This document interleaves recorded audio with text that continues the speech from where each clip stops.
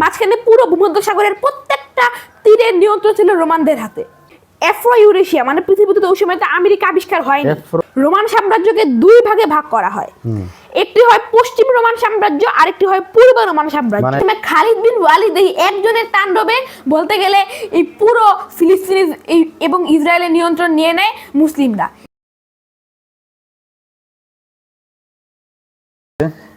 আজকে আমি আলোচনা করব রোমান সাম্রাজ্যের একটা বিশাল ইতিহাস নিয়ে। এটা মূলত রোম কেন্দ্রিক একটি সাম্রাজ্য ছিল। আগে বলে নেই এই রোমান সাম্রাজ্য কত সাল থেকে কত সাল পর্যন্ত ছিল। এরা ছিল খ্রিস্টপূর্ব 750 সাল থেকে এই 1453 খ্রিস্টাব্দ পর্যন্ত, সব মিলিয়ে প্রায় 2203 বছর। আচ্ছা, এই রোমান সাম্রাজ্য এই পৃথিবীতে ছিল, তারা একটা সাম্রাজ্য হিসেবে টিকে ছিল। এখন বলিনি এই রোমান সাম্রাজ্যে কিন্তু শুরুর দিকে পুরোটাই মানে গ্রিক রূপকথা, এটা কোনো সঠিক ইতিহাস দেওয়া নেই, এটা অনেকের কাছে রূপকথা লাগবে, আমার নিজের কাছে ওর আগে, কিন্তু এছাড়া কোনো ইতিহাস নেই। এখন দুই ভাই ছিল, রোমানুস আর রোমালিউস আর রোমিস। রোমালিউস আর রোমিস। আচ্ছা, এরা দুই ভাই ছিল, কিন্তু এদের জন্মের সময় মা বাবা মারা যায়। এরপর এদেরকে একটা তারা বনে পড়ে যায়, মানে বনে তারা একা একা চলে যায়, বনে জঙ্গল। হ্যাঁ, কিন্তু এই সময় তাদের নিশ্চিত মৃত্যু হওয়ার কথা ছিল, কিন্তু এখানে রূপকথায় বলা হয় যে একটা নেকড়ে এসে তাদের বাঁচায়, নেকড়ে তাদের খাবার দেয়, নেকড়ে তাদের বড় করে। এরপর নেকড়ের কাছে যারা বড় হয়। যাই হোক, এই পর্যন্ত পুরোটাই রূপকথা। এরপর ইতিহাসে ঢুকি। তার বড় হওয়ার পর তারা খুবই এই দক্ষ একজন যোদ্ধা হয়ে ওঠে, তাদের কয়েকশো অনুসারী হয়ে যায়, তাদের দুইজনেরই একসাথে পরিচালনা করতো। তারা একটা ছোটখাটো সেনাবাহিনী করে ফেলে। এরপর তারা চিন্তা করে যে এদের জন্য থাকার একটা বাসস্থান লাগবে, তাই তারা এখন চিন্তা করে যে কিন্তু কোন জায়গায় বাসস্থানটা করা হবে। রোমালিউস বলে আমরা নদীর পাড়ে করব, আর রোমিস বলে আমরা পাহাড়ে করব। এটা নিয়ে দুই ভাইয়ের মধ্যে গ্যাঞ্জাম শুরু হয়ে যায়। এরপর তারা বলে আচ্ছা আমরা একটু দ্বৈত যুদ্ধ করে, যে জিতবে তার অনুসারে জায়গা হবে। এই সময় রোমিস মারা যায় এই যুদ্ধে, দ্বৈত যুদ্ধে, মানে দুই ভাইয়ের যুদ্ধে রোমিস মারা যায়। রোমালিউসের কথা মতো নদীর পাশে একটা বসতি গড়ে তোলা হয়। এরপর ধীরে ধীরে তারা আশেপাশে বিভিন্ন এলাকা নিয়ন্ত্রণ নেয়, বেশ বড় একটা এলাকা হয়ে যায়। দীর্ঘ 30 বছর শাসন করার পর এই রোমালিউস মৃত্যুবরণ করে। এই সময় কিন্তু খুব একটি ইউনিক শাসন আমল চলছিল রোমানদের। রোমালিউসের শাসন আমল ছিল 30 বছর। এটা এই সময় কিন্তু প্রথম রোমান সাম্রাজ্য কিন্তু খুব ইউনিক একটা শাসন আমল ছিল। তারা কিন্তু গণতন্ত্র ছিল, তারা ভোট দিত, তৈরি হতো, কিন্তু যে একবার আসতো সে পুরো তার জীবনকাল থাকতে পারতো, অনেকটা খিলাফতের মতো। এইভাবে চলতে থাকে প্রায় 250 বছর। কিন্তু যখন খ্রিস্টপূর্ব 508 সালে সপ্তম শাসক যে ছিল তার সঙ্গে দুর্নীতি অনেক বেশি বেড়ে যায়। এই সময় একটা বিদ্রোহ হয়, আর এই এক বিপ্লবের মাধ্যমে এই ব্যবস্থার পতন ঘটে। এরপর সিনেট ব্যবস্থা আসে। এখানে মূলত দুজন ব্যক্তি থাকতো, এদেরকে ভোট দিয়ে নির্বাচিত করা হতো, কয়েক বছর পর পর আবার ভোট দেওয়া হতো। কিন্তু এখানে সম্পূর্ণরূপে আসল গণতন্ত্র চলতো না, কারণ এখানে একই পরিবারের লোকজন বারবার নির্বাচিত হতো, ওই পরিবারের লোকজনই কলকাঠি নাড়তো। এভাবে চলতে থাকে দীর্ঘ অনেক দিন যাবত। এই ব্যবস্থার পতন ঘটে 44 খ্রিস্টাব্দে আরেকটি বিপ্লবের মাধ্যমে। 44 খ্রিস্টাব্দে এই ব্যবস্থা চলে মোটামুটি 550 বছর। এই সময় ক্ষমতায় আসে 3 জন, এদের মাঝে একজন হচ্ছে জুলিয়াস সিজার।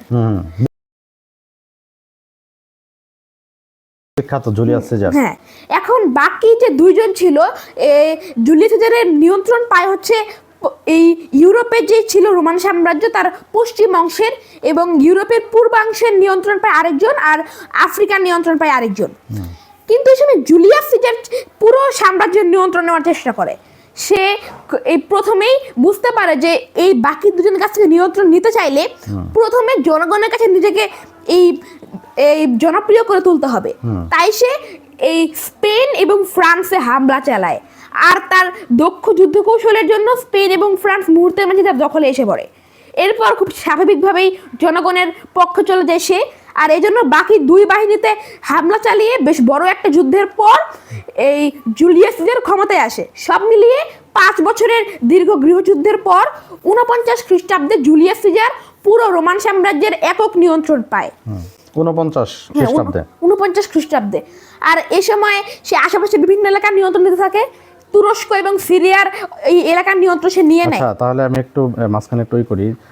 এই রোমান সাম্রাজ্যের যে তার যে আয়তনটা ছিল, কোন কোন দেশ, বর্তমানে কোন কোন দেশের মধ্যে তার ওই তখনকার সময় সাম্রাজ্যটা ছিল? আচ্ছা, এখন বলছি না, যখন তারা সর্বোচ্চ রূপ লাভ করবে তখন বলবো না। আচ্ছা আচ্ছা আচ্ছা। হ্যাঁ, এরপর জুলিয়াস সিজারের কিন্তু জনপ্রিয়তার সাথে সাথে তার শত্রুও বাড়তে থাকে, কারণ অনেকে তাকে হিংসা করতে শুরু করে।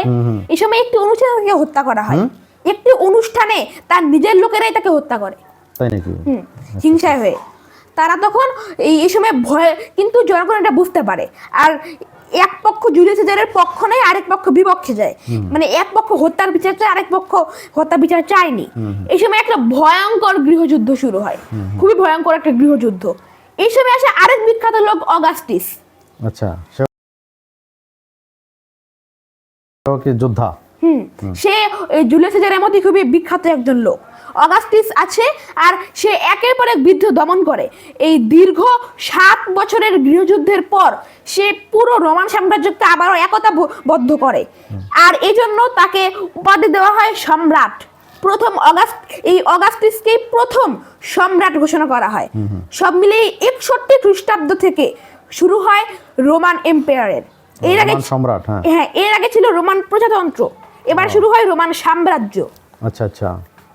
এখন রোমান সাম্রাজ্য বিভিন্ন এলাকায় ছড়িয়ে পড়তে থাকে। অগাস্টিসের সময় 119 খ্রিস্টাব্দে রোমান সাম্রাজ্য তার সর্বোচ্চ রূপ লাভ করে।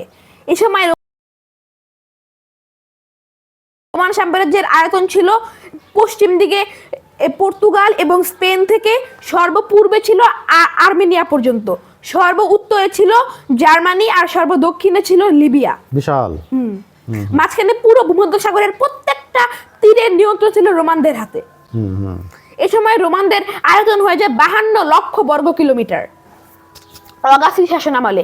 এই সময় এই আফ্রো ইউরেশিয়া, মানে পৃথিবীতে তো ওই সময় তো আমেরিকা আবিষ্কার হয়নি। আফ্রো ইউরেশিয়া মানে কি? আফ্রিকান আফ্রিকা, ইউরোপ এবং এশিয়া। তখন তো আর আমেরিকা আবিষ্কার হয়নি। না। এই আফ্রো ইউরেশিয়ার মেইন তো ছিল ইউরোপেই। সব মিলে এই পুরো পৃথিবীর 5 জনের 1 জন ছিল রোমান সাম্রাজ্যের অধীনে। এখন এই সময়ে কিন্তু সাম্রাজ্য যত বড় হয় তত তার পরিচালনা করা তত কঠিন হয়ে যায়। এই সময় আরো কঠিন হয়ে থাকে পরিচালনা করা। এজন্য 500 সালের দিকে রোমান সাম্রাজ্যকে 2 ভাগে ভাগ করা হয়। একটি হয় পশ্চিম রোমান সাম্রাজ্য, আরেকটি হয় পূর্ব রোমান সাম্রাজ্য। মানে যেহেতু অনেক বড় আয়তন হয়ে গেছে, 2টা ভাগ হয়ে গেল। হ্যাঁ, এই সময় পূর্ব রোমান সাম্রাজ্য মানে বাইজেন্টাইন সাম্রাজ্য ছিল, বর্তমান তুরস্ক, মানে পূর্ব রোমান সাম্রাজ্য বাইজেন্টাইন। হ্যাঁ, এরা তুরস্কের যে হ্যাঁ, এরাই ছিল বিখ্যাত বাইজেন্টাইন সাম্রাজ্য। হ্যাঁ, সাম্রাজ্য। এরা বর্তমান তুরস্ক, পূর্ব ইউরোপ, সিরিয়া, ফিলিস্তিন, ইসরায়েল, আরবের কিছু অংশ এবং মিশরের নিয়ন্ত্রণ ছিল। অন্যদিকে বেশিরভাগ অংশ নিয়ে গঠিত হয় পশ্চিম রোমান সাম্রাজ্য। এটা ছিল ইউরোপ এবং এই আফ্রিকার বাকি অংশের নিয়ন্ত্রণ।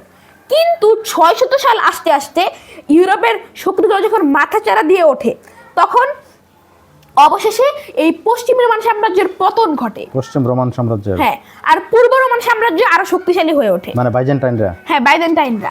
এই সময় বাইজেন্টাইনদের চিরশত্রু রূপে আবির্ভূত হয় পার্সিয়ান এম্পায়ার। আচ্ছা আচ্ছা। দীর্ঘ প্রায় 100 বছর যাবত যুদ্ধ চলে। পার্সিয়ান। হ্যাঁ, আর এই সময় আসে বিখ্যাত সম্রাট হেরাক্লিয়াস। এখন পার্সিয়ান এম্পায়ার যখন রোমানদের এই ভয়ঙ্কর একটা গৃহযুদ্ধ চলছিল বাইজেন্টাইন এম্পায়ারে, আমি বাইজেন্টাইন এম্পায়ার বলি, পূর্ব রোমান সাম্রাজ্য অনেক বড় নাম।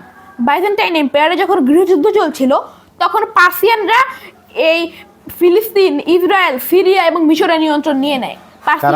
পার্সিয়ানরা মানে ওই বাইজেন্টাইনদের কাছ থেকে ওই অংশগুলো নিয়ে নেয়। এরপর বাইজেন্টাইনরা তখন আসে হেরাক্লিয়াস। সে ছিল অত্যন্ত চতুর এবং বুদ্ধিমান একজন শাসক। তার বিশাল বাহিনী প্রস্তুত করে হামলা চালিয়ে পার্সিয়ান নেমে পিছু হটে। উল্টো পার্সিয়ানদের কাছ থেকে আর্মেনিয়া এবং আজারবাইজানের নিয়ন্ত্রণ নিয়ে নেয় রোমানরা। মানে বাইজেন্টাইনরা। আর আমি বাইজেন্টাইন রোমান আর কি। হ্যাঁ, এই সময় এই নতুন শক্তি হিসেবে আবির্ভূত হয় আরব মুসলিমরা, এই খিলাফতে রাশিদিন। এই সময় হামলা চালায় রোমানদের উপর। রোমানদেরকে আজনাইনদের যুদ্ধে খুবই বাজেভাবে পরাজিত করে মুসলিম সেনারা। মাত্র মানে রোমানদেরকে তখন আবার মুসলিমরা আবার প্রায় 50,000 রোমান সৈন্য মারা যায়, আর বিপরীতে মাত্র মারা যায় 500 মুসলিম। মানে মুসলমানদের তখন আগমন শুরু হইতেছে। হ্যাঁ, আর ওই সময় খালিদ বিন ওয়ালিদ এই একজনের তাণ্ডবে বলতে গেলে এই পুরো ফিলিস্তিন এবং ইসরায়েলের নিয়ন্ত্রণ নিয়ে নেয় মুসলিমরা। এই সময় তারা এগিয়ে যেতে থাকে সিরিয়ার দিকে, আর সিরিয়ার দিকে আসার সময় মুখোমুখি হয় দ্য গ্রেট ইয়ারমুকের যুদ্ধে। এই ইয়ারমুকের যুদ্ধে এক পক্ষে ছিল প্রায় 2 লক্ষ রোমান এবং 45,000 মুসলিম, কিন্তু এই যুদ্ধে খুবই বাজেভাবে হেরে যায় রোমানরা। এত সৈনিক থাকার পরেও। হ্যাঁ, এই খালিদ বিন ওয়ালিদের যুদ্ধ কৌশলের জন্য এটা নিয়ে আলাদা ভিডিও হয়ে যাবে, তার যুদ্ধ কৌশল নিয়ে। আচ্ছা, তাকে আরেকদিন আলোচনা করলে। এই যুদ্ধে প্রায় 1 লক্ষ রোমান মারা যায়। এর মাধ্যমে বলতে গেলে হেরাক্লিয়াস পুরো ইউরোপ থেকে খুঁজে খুঁজে সৈন্য নিয়ে এসে বানাইছিল। মানে হেরাক্লিয়াসের দানবীয়, এটা রোমান বলা ভুল হবে, এই ইয়ারমুকের যুদ্ধ বাহিনী ছিল পুরো ইউরোপিয়ান বাহিনী। ইয়ারমুকের যুদ্ধ, ইয়ারমুক, হ্যাঁ, এখানে যে 2 লক্ষ সৈনিক ছিল এটা রোমান বলা ভুল হবে, এটা পুরো ইউরোপের বাহিনী ছিল।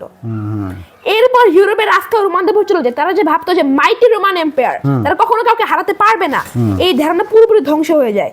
এরপর হযরত উমর রাদিয়াল্লাহু আনহু যখন শাসনকালে আসে, তখন মিশরের নিয়ন্ত্রণ হারায় রোমানরা। খেয়াল করো, এখন কিন্তু তারা খালি তুরস্ক আর ইউরোপে সীমাবদ্ধ হয়ে গেছে। অন্যদিকে এর মাধ্যমে আব্বাসীয় আর উমাইয়াদের তাণ্ডবে তারা তুরস্ক থেকে আরো পিছু হতে থাকে। এই সময় পরবর্তীতে তুরস্কে গঠিত হয় রোম সালতানাত। বর্তমানে কিন্তু এই রোমানরা হয়ে ওঠে ইউরোপিয়ান একটি খুবই ক্ষুদ্র, মাত্র 1 লক্ষ বর্গ কিলোমিটার এক ক্ষুদ্র বা সাম্রাজ্য। মানে রোমান সাম্রাজ্যের পতন, হ্যাঁ, প্রায় হয়ে গেছে। হ্যাঁ, প্রায় 1000 সালের দিকে। এরপর আসে তাদের মানে শত্রু আর শেষ ধ্বংস করা অটোমান এম্পায়ার। তারা তখন পুরো এক বিশাল বাহিনী। এই 7ম সুলতান মেহমেদ দ্বিতীয়, তার সময়ে কনস্টান্টিনোপলের পতন ঘটে, আর এর মাধ্যমে পতন ঘটে 2200 বছর যাবত চলা রোমান সাম্রাজ্যের। যাক, মানে এই অটোমান সাম্রাজ্যের হাতে রোমান সাম্রাজ্যের পতন হইলো তখন প্রায় 1200 সালের দিকে এসে। 1453। 1453, মানে না 1200 সাল থেকে কি তখন অটোমান ঝিমঝিমায় আগাইতেছিল, কিন্তু 1453 সালে এসে টোটালি রোমানকে শেষ করে দিল। এই মেইন কনস্টান্টিনোপলের নিয়ন্ত্রণ তাদের চলে যায়। এছাড়াও ট্রেভিজেন্ট 1838 তার দাবি করতে তারা রোমান সাম্রাজ্য। পরবর্তীতে এই সুলতান দ্বিতীয় মেহমেদ তাদেরও পতন ঘটায় কয়েক বছর পরে। এই ছিল আজকের আলোচনা। আজকের তাহলে আলোচনার মূল বিষয় ছিল রোমান সাম্রাজ্যের উত্থান এবং কিভাবে পতন হলো, আদ্যপান্ত। আচ্ছা, আজকের আলোচনা এখানেই শেষ। ঠিক আছে, তোমাকে মাহির অনেক ধন্যবাদ। সুন্দর কিছু শুনতে পারলাম তোমার কাছ থেকে। আচ্ছা।